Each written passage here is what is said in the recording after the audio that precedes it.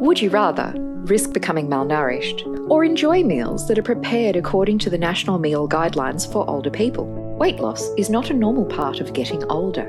In fact, carrying a few extra kilograms is actually beneficial as you get older. It means your body has some reserves to draw from if you get sick.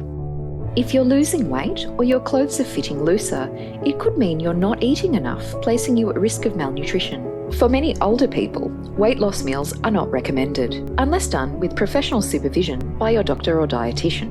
Meals on Wheels have a range of nutritionally dense meals that support healthy aging for people over 65. Our meals maximise your protein, calcium, and nutrient intake to help reduce your risk of falls, infections, hospitalisation, and ultimately malnutrition. Contact us today to get more than just a meal.